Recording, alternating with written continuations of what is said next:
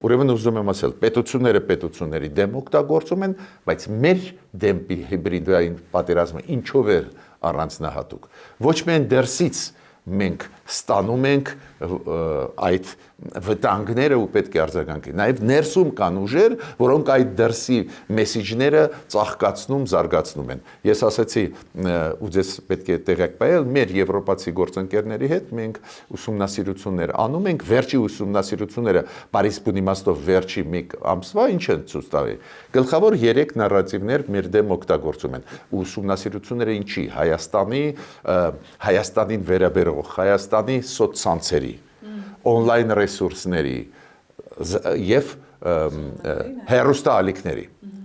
թոք-շոուները, քաղաքական բարձ ծրագրերի մասին ցույց են տալիս, որ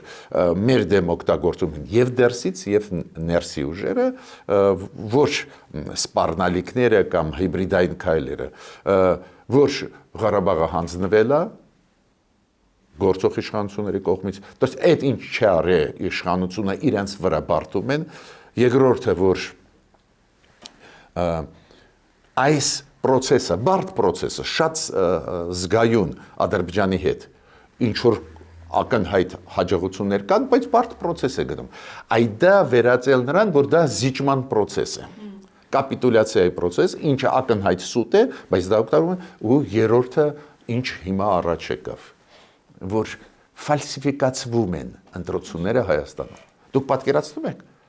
անհետեթություն։ Այս իշխանություններին ամեն ինչ ուզում ես կարող ես ասել, գովալ, առանձին դեպքում քննադատել, բայց այս իշխանությունը մեկ հարցով փայլ ուներ։ Բոլոր ընտրությունները